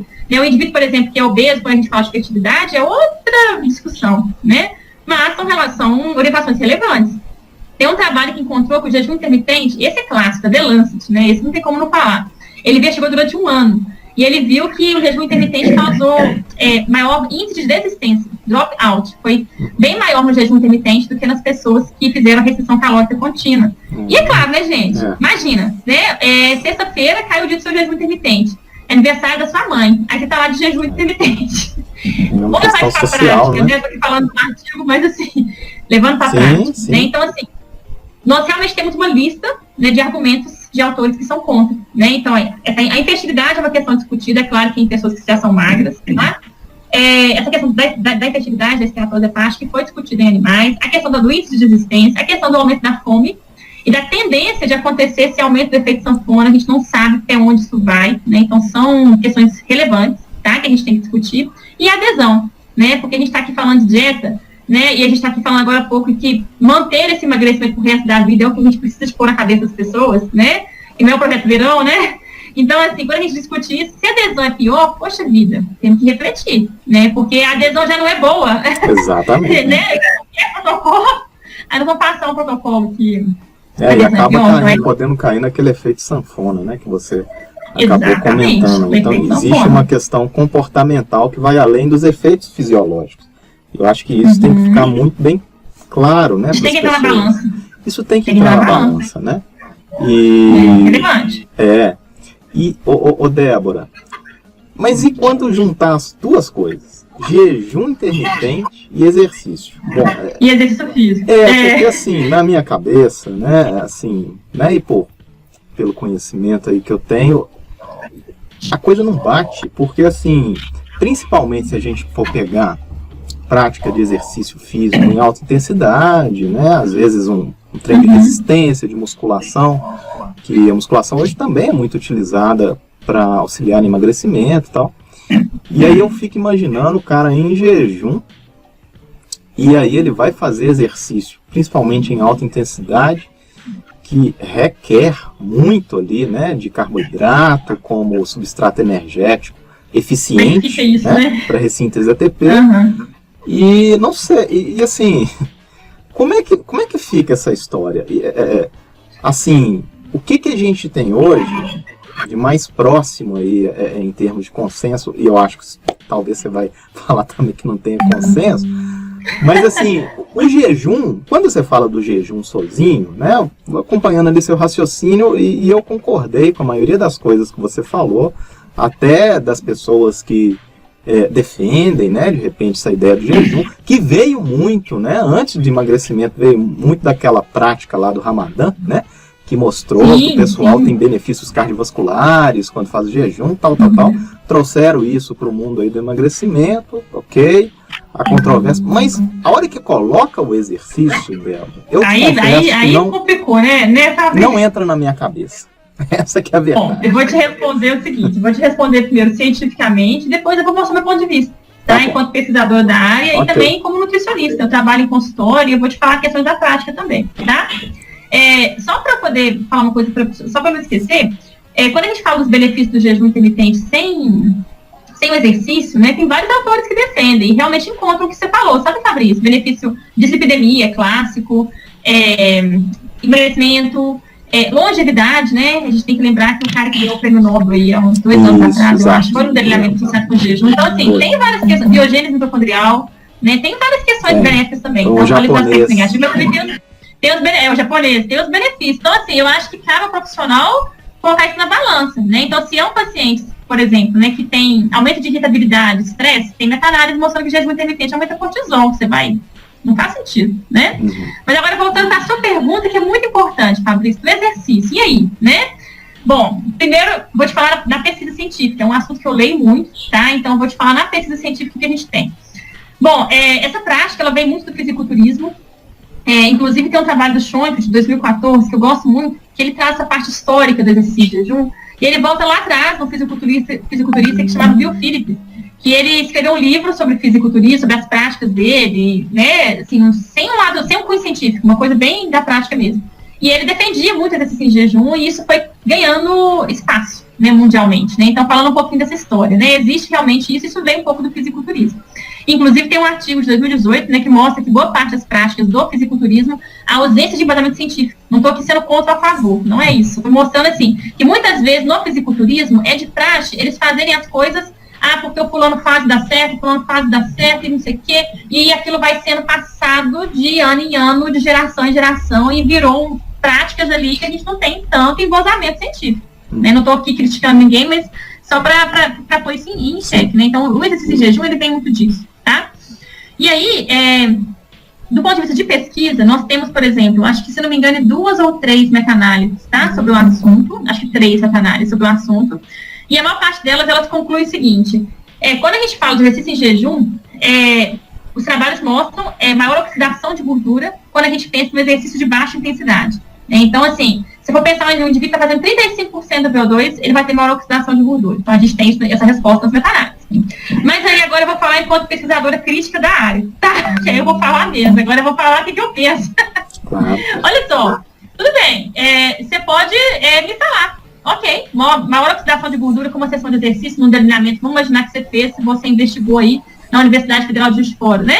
Aí você encontrou lá, mediu o coeficiente respiratório, né? Encontrou, sei lá, maior oxidação de gordura, mas emagrecimento não é uma sessão só de exercício. Perfeito. E as pessoas estão esquecendo disso. Perfeito. Tudo bem, um artigo publicado numa revista top lá, a 1 da área, encontrou que realmente a oxidação de gordura foi maior, a lipólise foi maior, mas e aí? Cronicamente, Débora, o cara não está errado, ele fez o trabalho dele tudo certinho e mostrou maior oxidação de ácido graxo durante o exercício, ponto final. Em momento nenhum, ele deve ter falado de emagrecimento. E as pessoas estão confundindo essas coisas. Né? Porque aí, se você for olhar crônico, eu acabei de orientar um TCC aqui na PUC, inclusive um grupinho de alunos, 2 alunos muito bons, e a gente fez uma pesquisa assim, profunda sobre isso. Nós encontramos 3 ou 4 artigos crônicos. Quem que de fato pegou o indivíduo, que fez exercício de jejum e repetiu para ele 12 semanas, 16 semanas, 20 semanas, o que esses artigos encontraram? Não encontraram emagrecimento superior. E aí as meta-análises estão ali falando, as meta-análises estão falando, elas não estão falando de emagrecimento, elas estão falando de oxidação de gordura agudamente, mas falar que isso emagrece mais tem que ser crônico, porque emagrecimento é crônico. Exatamente. Né? Então, assim, aí por isso que eu falei que eu vou falar mal agora. Eu imagino, Débora, eu não sei se tem alguma pesquisa, eu acho que pelo pouquinho que você já falou, eu já imagino que não, E se tiver, eu acredito que não tenha achado diferença, mas se a gente tivesse um delineamento experimental em que você tivesse uma pessoa que faz o jejum intermitente versus restrição calórica tradicional, que tenha o mesmo consumo energético diário e o mesmo gasto energético diário, será que o jejum vai emagrecer mais? Eu acho que tinha que, já que eles querem defender isso, eles tinham que fazer isso. Exatamente. Eles tinham que fazer isso. Tem um trabalho da CEL, Fabrício, até um artigo bem legal, inclusive, desse grupo de pesquisadores que eu te falei, que eles gostam do jejum, dos afavores, né? E eles fizeram um treinamento, mas não tinha exercício, foi sem exercício, onde eles não queriam gerar um déficit calórico. Então, eles fizeram uma avaliação super precisa, por calorimetria, né, e quantificaram certinho, né, o gasto energético dos dois grupos. Um grupo fazia jejum, o outro grupo não fazia jejum. Eles foram tentando fazer de uma forma que não tivesse emagrecimento, né, para poder manter o balanço calórico neutro, né, que aí eles compensavam na ingestão alimentar depois. Okay. E eles encontraram que o jejum causou mais benefícios do ponto de vista de biogênese mitocondrial, de redução de glicose, eram indivíduos obesos, né? Então, assim, no jejum sem exercício, eu já vi esse trabalho da CEL, mas é um estudo, né? Agora, no jejum e exercício, tem pouco artigo crônico que está fazendo o que você falou aí, que é o certo, né? Que tinha que fazer isso mesmo. Então, assim, primeiro, a ausência de artigos crônicos. A ausência não, né? Que a gente tem artigos, mas, assim, poucos estudos crônicos. Cadê a meta-análise dos trabalhos crônicos? Não tem. Entendeu? Então, já começa por aí, já é uma crítica minha. Segundo, eu sou, né, venho da educação física, né, e eu entendo a angústia de vocês, né. Imagina uma pessoa começa a fazer, vamos pegar aqui o David Rudisha, vamos passar para o extremo, né. Ele é o atual, pelo menos até a última vez que eu li, né, eu tenho que atualizar minha leitura em relação a isso, mas ele é um dos maiores recordistas de 800 metros que a gente tem, né, no atletismo. Eu gosto muito dessa área da corrida, do atletismo, eu estudo muito isso. E aí, ele, por exemplo, ele faz em 1 minuto e 48. Não estou lembrando exatamente o tempo, né? Mas é um tempo onde a predominância de glicogênio muscular naquela atividade é relevante, determinante, né? Quer dizer, determinante não, mas é muito relevante, né? Tem vários fatores influenciando, né? Mas é muito relevante, né? E aí, imagina ele de jejum, com uma reserva de glicogênio baixa. Onde é que nós vamos chegar com isso? Então, assim, você já começa a fazer aquele exercício onde usar o glicogênio muscular é importante, naquela modalidade você já começa com menos. Eu entendo, Fabrício, aquelas pessoas que no consultório, que isso acontece, né? Chegam para mim e falam assim, olha, Débora, eu não consigo comer, eu treino 5h40 da manhã, e assim, eu não dou conta, se você mandar fazer eu não consigo. Ok, isso acontece, tem gente que não tem, ok, né, a gente faz um jantar com um pouco mais de carboidrato para tentar aumentar essa reserva de glicogênio, né, porque a pessoa, é uma alimentação da pessoa, a pessoa não consegue comer esse horário, não tem apetite, e comer para ela naquele horário faz até mal, ela sente depois refluxo, isso acontece na prática, tá? Mas dizer que ela tá fazendo isso porque ela quer emagrecer mais, aí nós vamos separar, né, vamos separar as discussões aqui, né, porque do ponto de vista científico, eu não consigo afirmar isso. Não consigo afirmar isso. Débora, você já começou a entrar na questão da nutrição esportiva, né? A gente está mudando um pouquinho o foco, né? A gente entrou especificamente com os atletas. Tá? Aí, assim, nesse meio, tem muita questão da suplementação, né? Suplementação de carboidratos, suplementação de proteína. A gente sabe que tem um mercado muito grande por trás disso. O mercado de venda de produtos. Eu queria que você falasse um pouquinho sobre essa questão da suplementação. Tá, né? Bom, primeira coisa, e aí, sabendo, né, ainda mais sabendo que o professor Emerson esteve aqui, não tem como a gente não falar, né, é que quando a gente fala de suplementação de carboidratos no esporte, e aí, gente, infelizmente, se vocês forem ler boa parte dos guidelines, dos artigos publicados em revistas de alto fator de impacto, a gente sempre tem no finalzinho lá, declaramos conflito de interesse, agradecemos a nossa querida indústria de isotônicos, que eu não vou falar o nome aqui, né, blá, blá, blá, blá, blá. Então, assim, primeiro vamos né, colocar isso na nossa mesa aqui, pra gente não esquecer, tá? Realmente, quando a gente pensa em exercício, nós temos a recomendação que ela coloca que para exercícios com duração superior a 1 hora, seria de fato necessário você suplementar em torno de 30 gramas de carboidrato, da primeira para a segunda hora, da segunda para a terceira hora, 60 gramas de carboidrato, e da terceira hora em diante, 90 gramas de carboidrato, se o intestino do atleta tolerar. Mas vamos lembrar aqui, e o professor Emerson Silano já escreveu um artigo sobre isso, né, que esses artigos que defendem isso, são meta-análise, isso inclusive é considerado no nível de evidência científico A, né, pelos guidelines da nutrição esportiva, são delineamentos que fizeram com o indivíduo em jejum, a gente não pode esquecer isso, são delineamentos que fizeram com conflito de interesse com essa indústria de isotônico. Então, assim, eu entendo que eu vou falar para vocês o que existe a recomendação e o que é a recomendação, mas não vamos perder de mente que existe, né, isso que o Fernando já colocou. Existe sim os conflitos de interesse, né? Os delineamentos foram feitos com os indivíduos em jejum, foram feitos de forma, por exemplo, né, tem um trabalho clássico da nutrição esportiva que ele mostra que quando você bochecha o carboidrato e costa, melhorava em 2 a 3% o desempenho de modalidades com 1 hora de duração. Então, assim, existe uma conexão, né, de receptores da boca com regiões do sistema nervoso central, certo? Então, assim, se os delineamentos dos estudos não levam isso em consideração, então, por exemplo, Fabrício, coloca aqui, ó, o seu laboratório aí tem 2 grupos de voluntários, um vai tomar uma garrafinha, que vai chamar de placebo, que não vai ter ali carboidrato, mas vai ter um adoçante, o adoçante também estimula esses receptores, e o outro grupo tem o carboidrato, tem o isotônico lá. Em ambos os grupos, você está estimulando os receptores, entende? Então, assim, a melhor forma de responder se realmente precisa de carboidrato, você teria que colocar em cápsula, porque aí você tira esse efeito da boca. Os delineamentos não fazem isso. Então, eles não fazem isso, né? Eles fazem com o indivíduo em jejum, né? Então, assim, tudo bem, eu gosto de falar o seguinte, existe a recomendação? Existe. A recomendação é o que eu te falei aqui agora, tá lá na American College, tá no ISSN, né? Então, você vai encontrar essa recomendação, mas é importante a gente não perder o lado crítico, né? Em saber, inclusive, tem um artigo que eu recomendo todo mundo ler, que gosta de nutrição esportiva. Acho que antes de estudar nutrição esportiva, eu devia ler esse artigo, para depois estudar nutrição esportiva, porque você muda o olhar. O artigo chama Verdade sobre os Drinks Esportivos. É um artigo sensacional, onde o Tim Noakes faz uma denúncia, né, sobre isso que a gente está discutindo agora. Né? Por que eu não posso seguir a sede quando eu estou fazendo exercício? Por que eu tenho que tomar 150 ml de água a cada 15 minutos? Né? Por que tem que ser assim? Será que não tem um overdrink aí? Né? E assim, eu acho que é importante ver que tem recomendação, mas é importante também pensar como é que esses estudos foram feitos. E aí a gente, quando estiver lendo esses estudos, pensar, né, do ponto de vista mais amplo e crítico, assim, em relação a essas recomendações, né? É verdade. E aí tem um detalhe, né? Você comentou aí dessas meta-análises, assim, além de não ser feito às cegas, que é o ideal, né? Como você comentou aí, você tem as pessoas em jejum. É aquela história, né?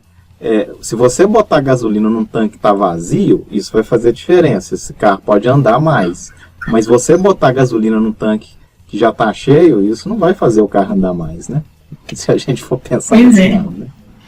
É claro também, Fabrício, que depende do tempo do exercício, né? A gente sabe que tem muitos maratonistas aí que, né, lógico, e né? Precisa da suplementação. Precisam de repor, lógico. Né? Agora, assim, de uma maneira geral, né, isso aí que você falou é muito importante, né? Então, o professor Emerson já falava isso, né? Esses delineamentos estão estudando o efeito da fome e da alimentação, né? E não o efeito da suplementação de carboidrato. Exatamente. Ô, Débora, e tem outro detalhe também, né? É porque as pessoas, principalmente que trabalham em academia, às vezes trazem essas informações como verdadeiras, e muitas vezes a pessoa que está ali dentro da academia, ela está suplementando carboidrato para fazer 30 minutos de um exercício na academia, onde dos 30 minutos, 20 ela fica conversando, né? Fazendo social. E a gente sabe que tem, né? E tem estudo, por exemplo, que investiga. Tem um artigo brasileiro que eu gosto muito de pôr ele nas minhas aulas, onde ele investiga a prevalência da utilização de maltodextrina e Gatorade durante o exercício nas academias, né? A gente vê que as pessoas utilizam, né? Então, assim, o cara tá lá, a recomendação, inclusive, no jejum, fala que após 1 hora seria interessante suplementar. Por que tem gente que com 30 minutos tá lá com a garrafinha de malto, ou ainda tá lá tomando Gatorade, porque senão vai desidratar, né? Que lógica é essa? Exatamente. E a questão da suplementação da proteína? A gente falou do carboidrato e a proteína também é uma prática muito comum. Antes de passar para a proteína, ô Fernando, você me permite só mais uma pergunta em relação ao carboidrato, que é a coisa do low carb, né? Low carb, pensando aí no desempenho esportivo, por exemplo, faz sentido uma dieta low carb para atleta?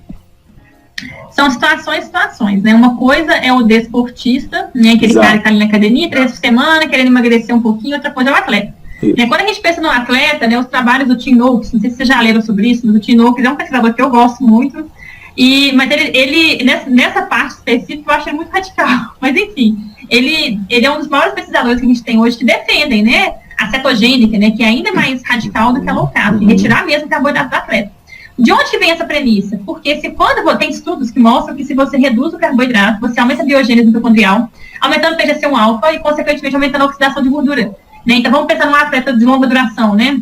Se ele tiver um protocolo onde ele conseguir poupar mais glicogênio e oxidar, aí qual que seria a ideia? Ele treina com pouco carboidrato, mas aí ele compete com muito, entendeu? Que aí na vez da competição ele come carboidrato para competir, treinando com pouco carboidrato, onde ele se tornou mais eficiente em oxidar gordura, e aí na hora do exercício ele ingere carboidrato para treinar com mais glicogênio e mais uma super capacidade mais eficiente de oxidar ali, gordura. Né?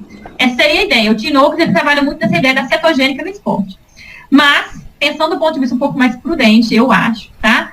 A gente tem que sempre lembrar dos aspectos negativos, aquilo que a gente estava conversando. Tudo bem, tem um aspecto positivo da biogênese mitocondrial, mas um trabalho do metabolismo, por exemplo, do vôlei, ele não cita a performance, ele não discute a performance, que esse danadinho, né?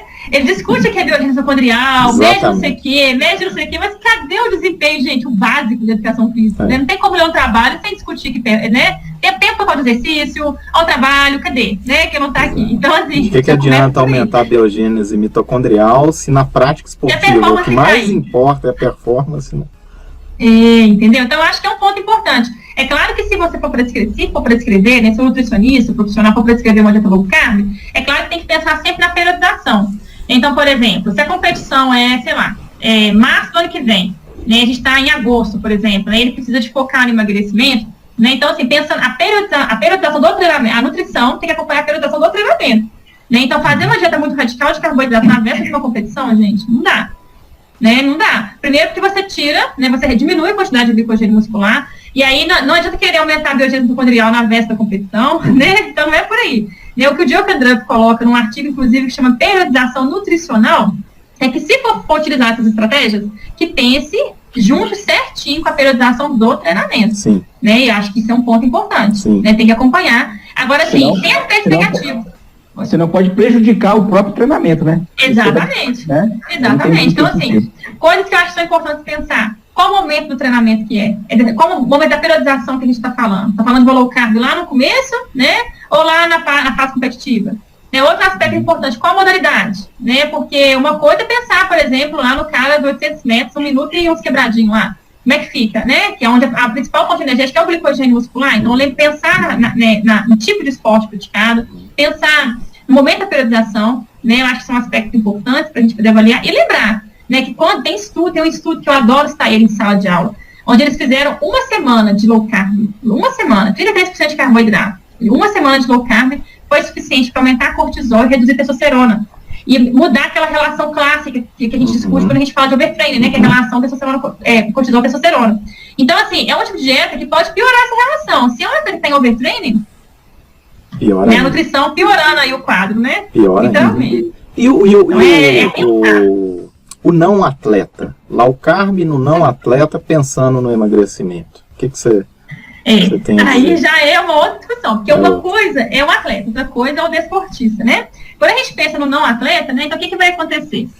De fato, a gente tem alguns estudos mostrando. Primeiro ponto, na verdade, qual tipo de carboidrato que a gente está falando, né? Porque se é uma low carb para restringir, por exemplo, para diminuir aquele indivíduo que ingere muito suco de caixinha, que tem uma alimentação cheia de carboidratos de alto índice glicêmico, esse indivíduo tem que reduzir o carboidrato, tem que mudar o perfil de carboidrato dele, né? Agora, eu entendo emagrecimento, tem um gráfico que eu gosto muito de citar ele em sala de aula, que é o gráfico das fases do emagrecimento. Não sei se vocês já viram, mas assim, as fases do emagrecimento é uma curva assim, ó, tá vendo?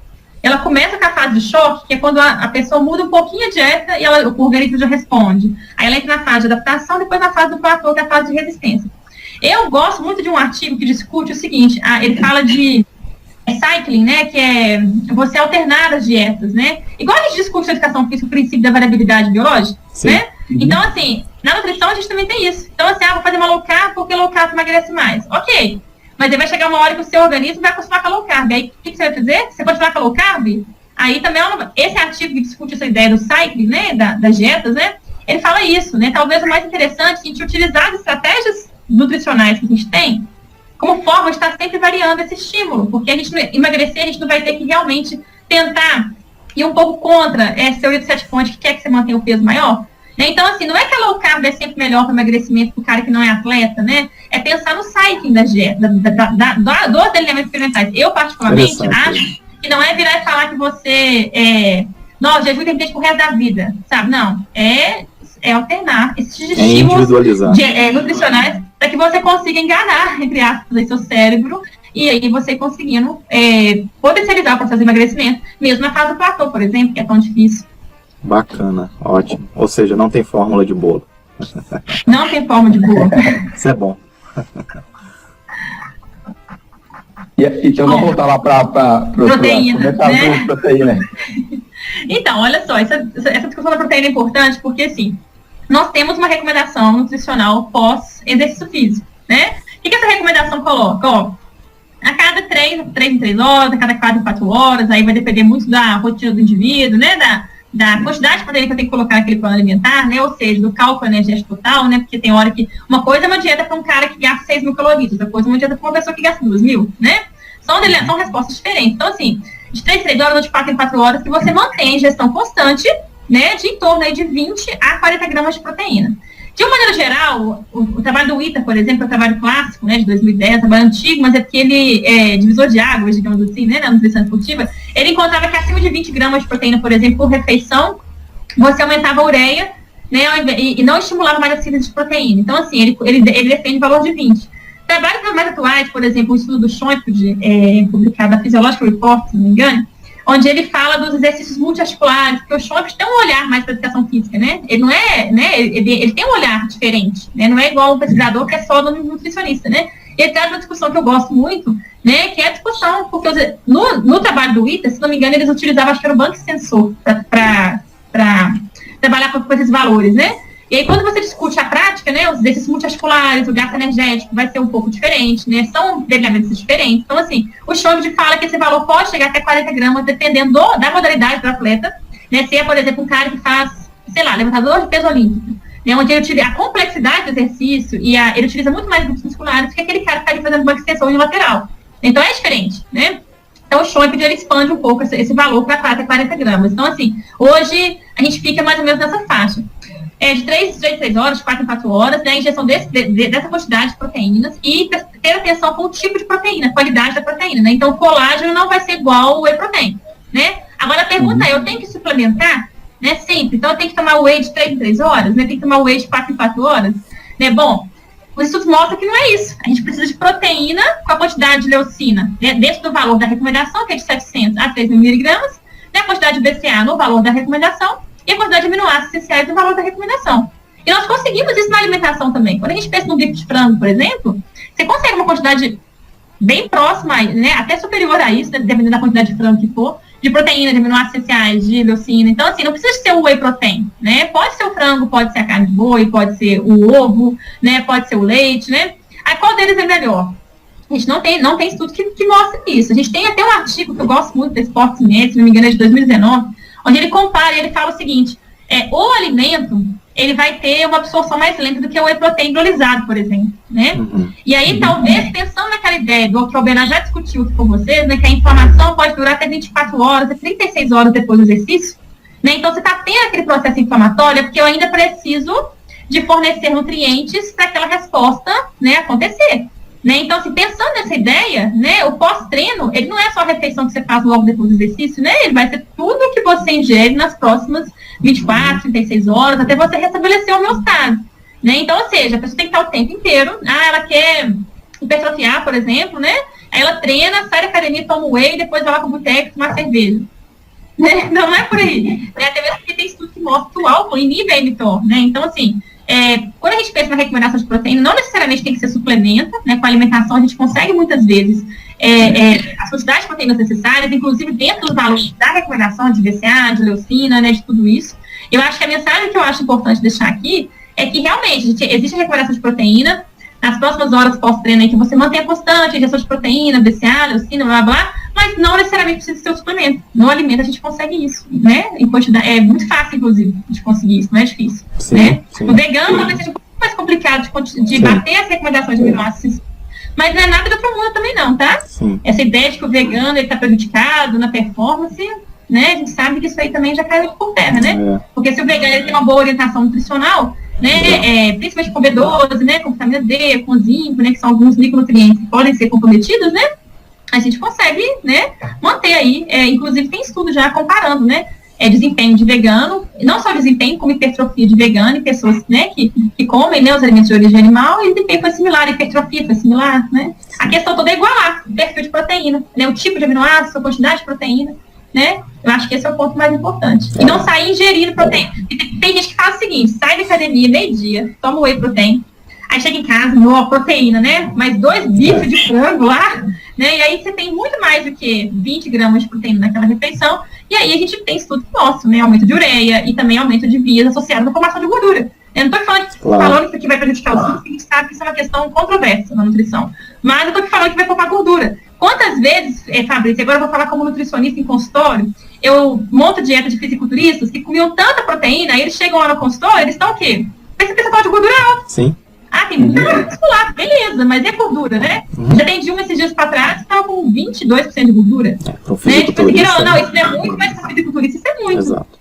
Né? Então ele está comendo muito mais do que precisa. Exatamente. Eu acho assim, que a mensagem que a gente pode tirar do que você está falando, né, existe essa questão comercial, né, essa questão dos produtos, mostra a importância de uma orientação nutricional, porque muitas vezes as pessoas acham que quanto mais melhor, não é isso. Né? Não é isso, Você tem que ter uma orientação para você poder chegar no que é ideal para você, de acordo com o seu nível de exercício físico, né, o quanto que você treina, porque não existe, é o que o Fabrício falou, não existe receita de bolo. E ninguém melhor do que o profissional da área da nutrição para fazer essa orientação, né? Com certeza. Bem claro.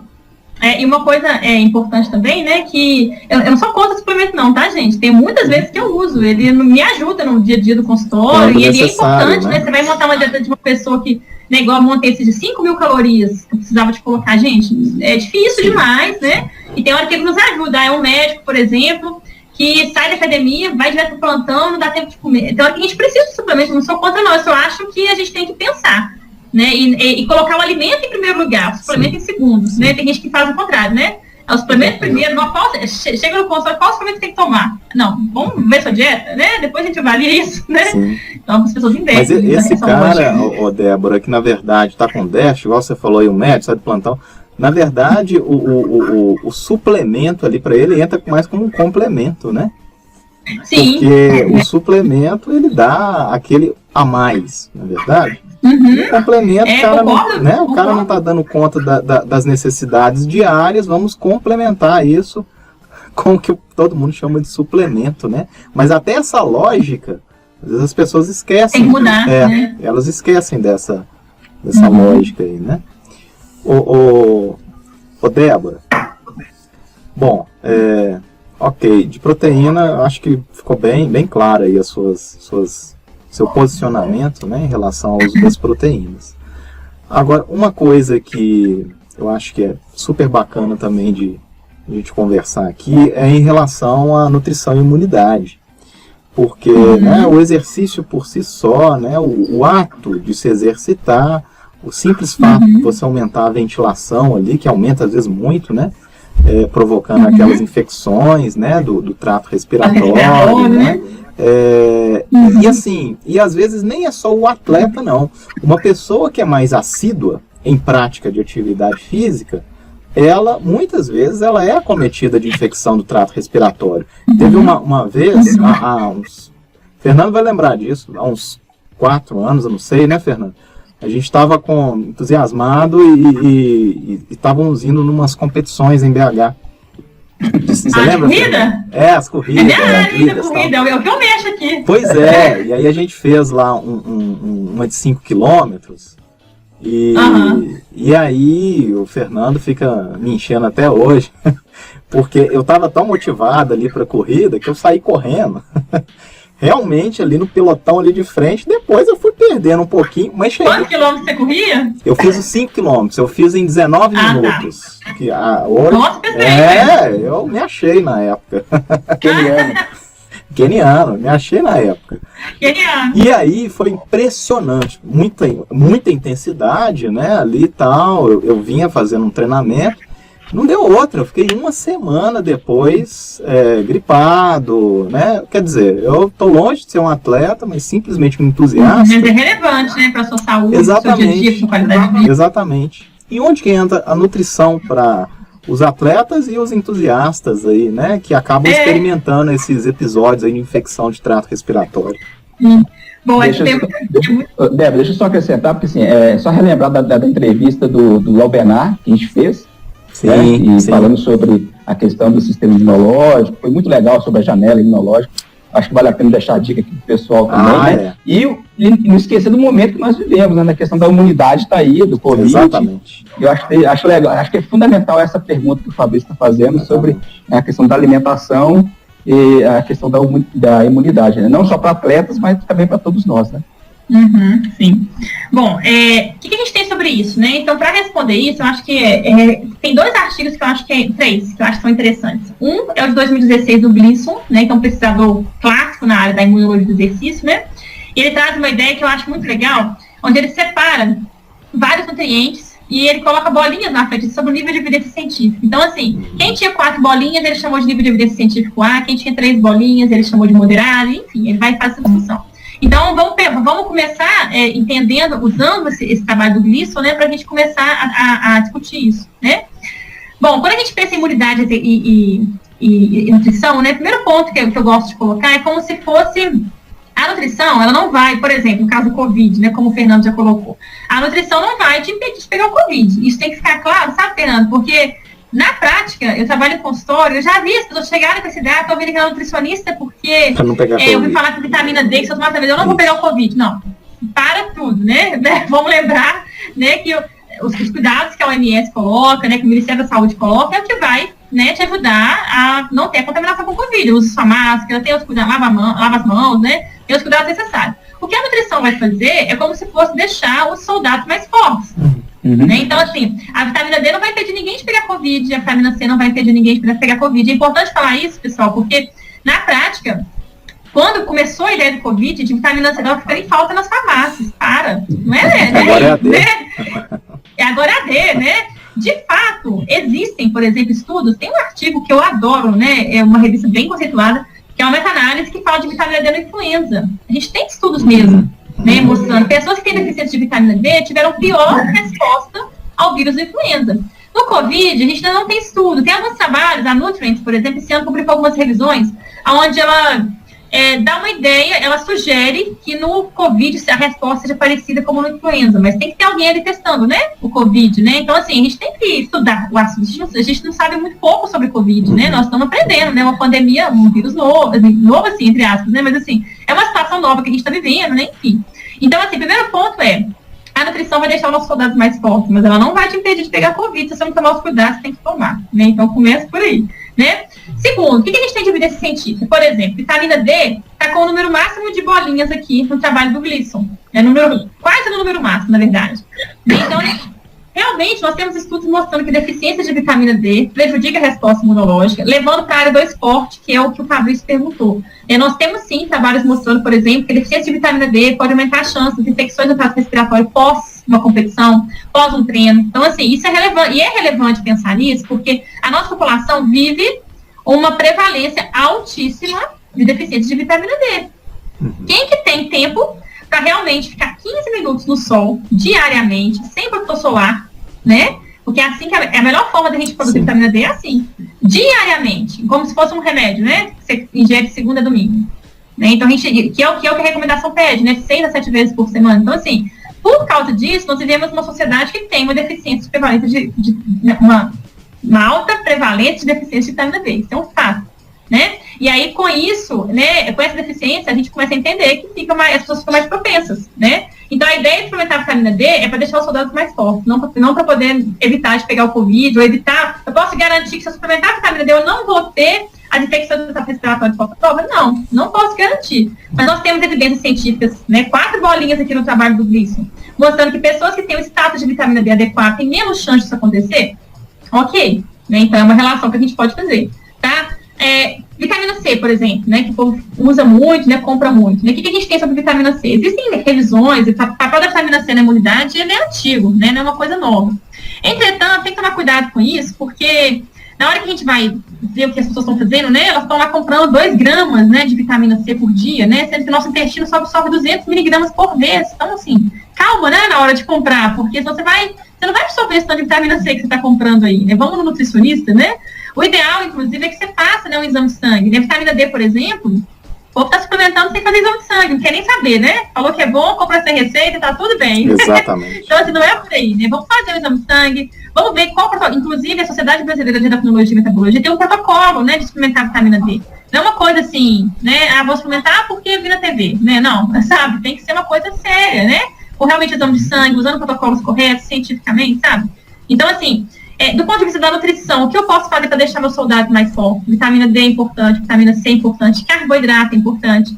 Nós temos trabalhos mostrando que dietas restritivas de carboidrato, elas pioram a resposta imunológica, elas aumentam as chances de infecções do trato respiratório. Né? O carboidrato está com o nível máximo de evidência científica aqui no Gleason. Né? Não estou falando que tem que suplementar, mas estou falando que ter uma restrição de carboidrato para exercícios, principalmente de longa duração, aumenta as chances de infecções do trato respiratório. Isso é uma resposta bem estabelecida. Né? Então, o carboidrato é importante, vitamina C, vitamina D, zinco, magnésio, né? Então, vitamina A, né? É importante quando a gente pensa na imunidade, sabe? Então, assim, é uma associação de vários fatores. É o magnésio, que eu falei dele aqui. Então, são vários nutrientes que são importantes, né? Para a gente ter os soldados mais fortes, digamos assim, né? Mas é importante que a gente entender que isso também... então, eu vi aqui no nosso canal que esses nutrientes são importantes, eu vou comprar todos os suplementos amanhã. Também não é por aí, né? Quantos estudos a gente tem, né, mostrando, por exemplo, nos alimentos, né? Magnésio, por exemplo, os verdes escuros, castanha, a gente consegue ter muitos desses nutrientes nos alimentos. A vitamina D é mais difícil mesmo, mas a vitamina C, gente, cerola, laranja, kiwi, tantos alimentos sem vitamina C, será que você precisa realmente suplementar?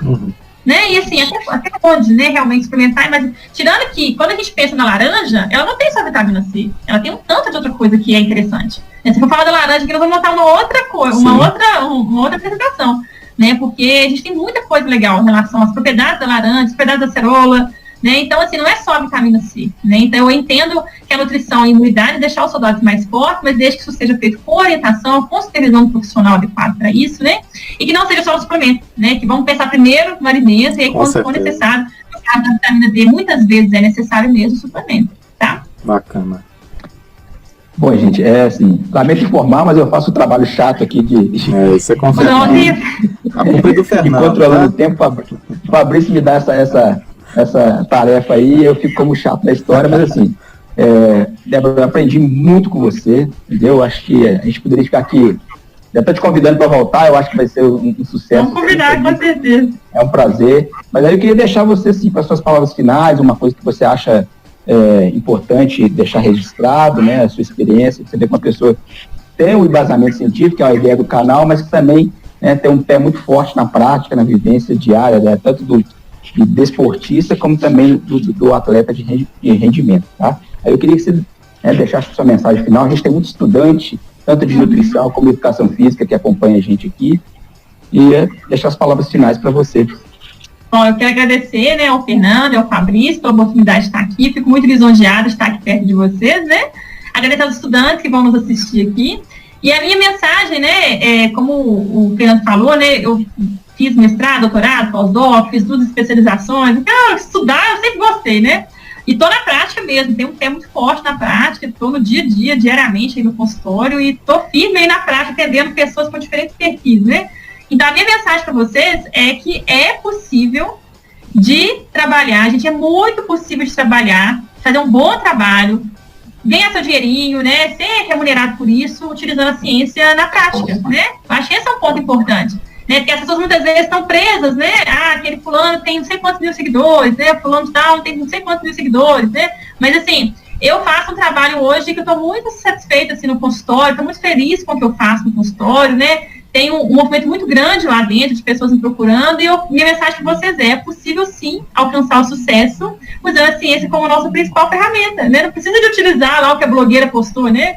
Não é aquele suplemento que funciona. Vamos ver a evidência científica dele, vamos trabalhar com a ciência como a nossa principal aliada, para a gente poder fazer um bom trabalho na prática, né? É isso. Olha, bacana. Perfeito. A gente vai deixar aqui embaixo o seu currículo, os seus contatos, tá? Eu acho que quem se interessar e, né, fazer o contato com você. E assim, para a gente encerrar, a gente sempre pede algumas dicas de filmes, livros, música, alguma coisa. Você pode ter alguma coisa para sugerir para a gente? Pode ter relação ou não com o tema? Um filme que eu gosto muito, que eu super sugiro de assistir, que eu acho que muda o jeito de enxergar a nutrição, é um que chama Muito Além do Peso.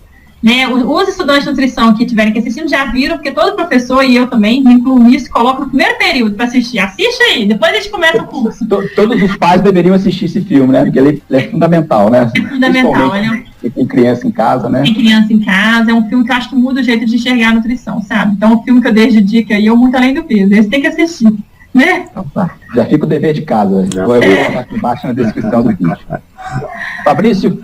Débora, muitíssimo obrigado. Olha, aprendi demais, né? Como o Fernando disse aí, ele faz o papel de chato, mas eu que cobro também. Eu falo que ele é o chato, mas eu que falo, Fernando, ó, você segura lá, porque eu vou esquecer do tempo.